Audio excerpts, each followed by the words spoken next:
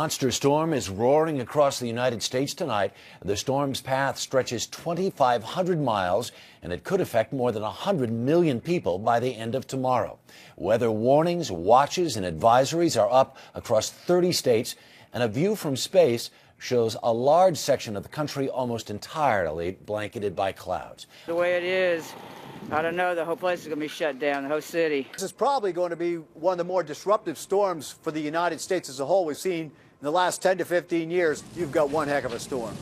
Nationally, more than 6,400 flights have been canceled today and at least 3,400 tomorrow.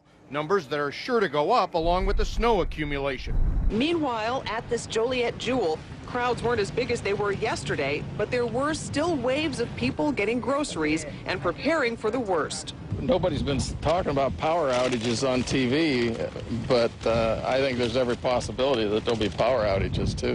In Tulsa, a daily snowfall record for February, 14 inches. Today, for the first time ever, the local newspaper, the Tulsa World, will not print. Throughout the Midwest, snow fell at a rate of 1 to 3 inches per hour. In places like Kansas City, with wind gusts over 40 miles an hour, drivers struggled through whiteout conditions.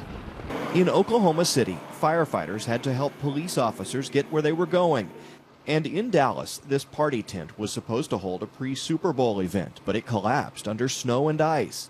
The wintry mix, constantly falling through the morning rush, shut down Dallas-Fort Worth Airport for several hours.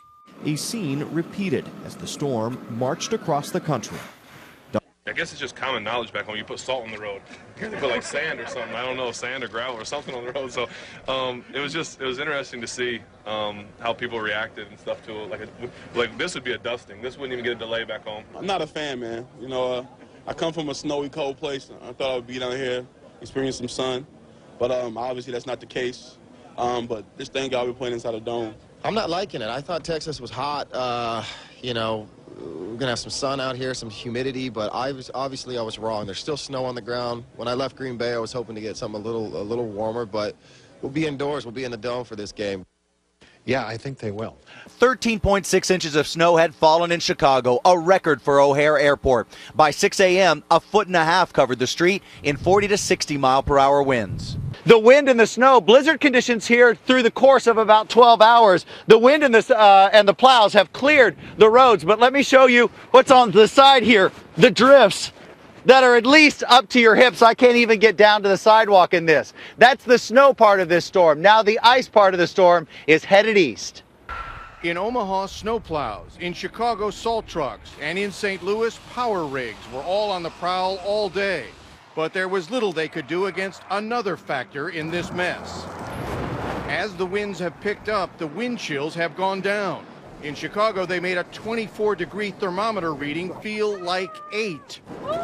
Oh, it's here all right. What's expected to be a monster storm has arrived here in our Chicago area. Began snowing earlier this afternoon, and before this is all over, there will be a lot of snow, high winds, some very dangerous conditions.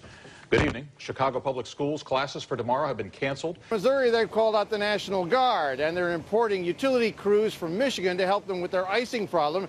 Here in Chicago, we're expecting 3 inches of snow an hour and blizzard-like winds. As we reported, we may be potentially dealing with a storm of historic magnitude, and that's why Homeland Security has not only worked with the city of Chicago, but throughout the whole area.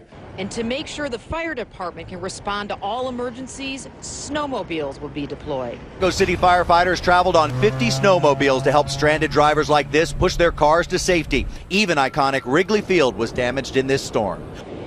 Hi, Kathy. Yes, definitely winds kicking up. We talked to you last hour, and it was very windy. Well, it has gotten even more windy. Now, the situation before, we could see Lakeshore Drive from where we are. We're at that turnaround at North Avenue, if you're familiar with it.